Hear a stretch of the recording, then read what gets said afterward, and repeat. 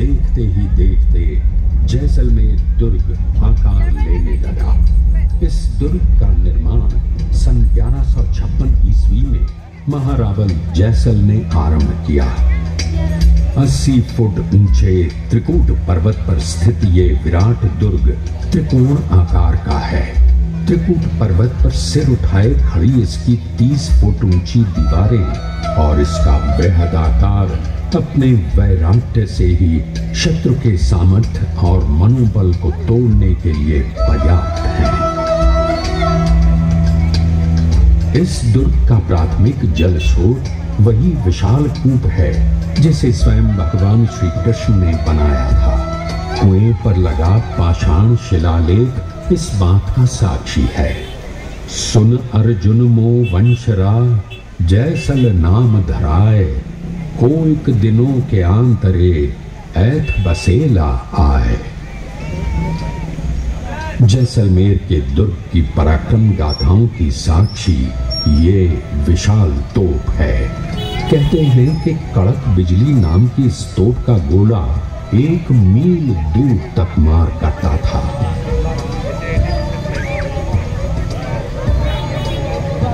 दुर्ग के आखे पोल और सूरज पोल के बीच का मैदान वो पावन स्थल है जहां पर एकत्रित होकर रणबांकुरों ने निर्णायक बलिदानी आक्रमण किया था। अपने स्थापत्य में अभेद्य इस विराट दुर्ग का सौंदर्य भी अप्रतिम है। सूर्योदय और सूर्यास्त के समय इसे देखकर लगता है मानो स्वर्ग से स्वर्ण का कोई दुर्ग राजस्थान की इस पुण्य भूमि पर रणबांकुरों के पराक्रम और बलिदान के यश में वृद्धि करने भूमि पर उतर आया हो। विश्व प्रसिद्ध फिल्म निर्देशक सत्यजीत राय ने इसे सोनार दुर्ग ही कहा था। बैठना मैडम है ना, बैठना है, इनको भी बैठना है। अपनी स्थापना के समय में जैसलमेर का ये दुर्ग विशिष्ट था क्योंकि ये उत्तर भारत से गुजरात जाने वाले अति महत्वपूर्ण व्यावसायिक राजमार्ग के ठीक मध्य में स्थित था। इस विराट मरुभूमि में ये आने जाने वाले व्यापारियों के काफिलों के लिए एक महत्वपूर्ण आश्रय स्थल तो था ही, इस स्वर्णिम दुर्ग की सेनाएं उन्हें इस वीराने में सुरक्षा और सुगमता की आश्वस्ति भी देती थी।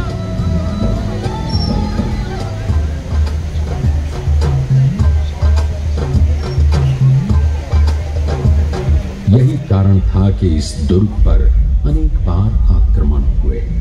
अनेक बार इस पर नियंत्रण के लिए इसकी घेराबंदी की गई, परंतु सन 1294 में जो हुआ उसने विश्व में पराक्रम और बलिदान की एक नई गाथा लिख दी।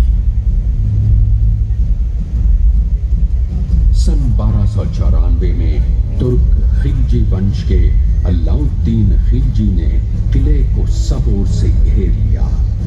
दुर्ग अभेद्य था, इसलिए प्रतीक्षा करना ही एकमात्र विकल्प था और खिलजी ने प्रतीक्षा की।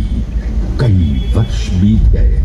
सन 1299 आते आते जब किले में रसद समाप्त होने लगी, तब स्वाभिमानी राजपूतों ने समर्पण करने की जगह अपना बलिदान करना सर्वोपरि माना।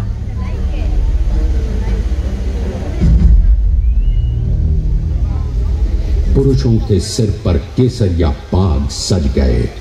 भव्य ललाटों पर रक्त चंदन के तिलक लगाकर कंगन बजाती हुई वीरांगनाओं ने अपने वीरों को प्रणाम कर उनसे अंतिम विदा ली।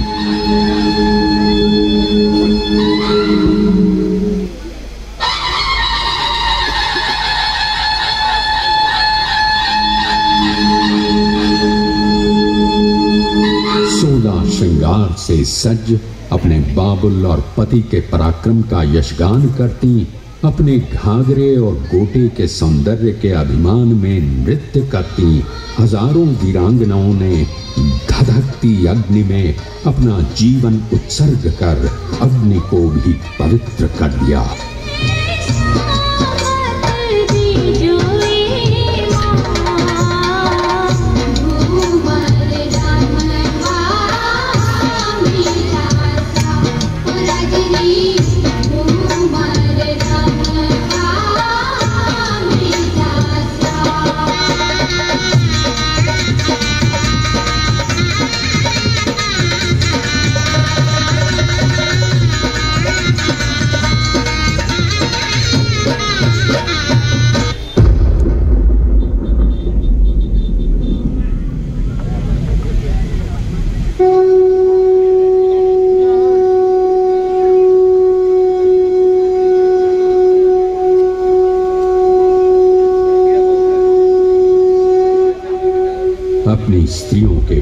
बलिदान से प्रेरित वीर कभी न लौटने के लिए लड़े और रणभूमि को अपने पराक्रम से कंपा दिया। आज भी उनके सर्वोच्च बलिदान के कारण पूरे राजस्थान का माथा गर्व से ऊंचा है। कुछ समय बाद वीर भाटी राजपूतों ने जैसलमेर को पुनः अपने अधिकार में ले लिया, परंतु साधु की भविष्यवाणी सच होनी ही थी। सन 1315 के आसपास एक बार पुनः जैसलमेर की अग्नि परीक्षा हुई। दिल्ली के सुल्तान की सेना ने जैसलमेर के दुर्ग को घेर लिया। कहते हैं इस बार 16,000 स्त्रियों ने शाका किया, परंतु साधु ने महारावल जैसल को भाई शाका की चेतावनी दी थी।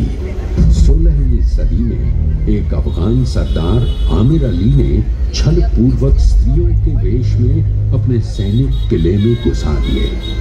दुर्ग के भीतर ही रण छिड़ गया। अपने साथ हुए धोखे से हतप्रभ क्षत्राणियों ने एक बार फिर शाका के लिए तैयारी की, परंतु इस बार शत्रु जीवित वापस नहीं जा सका।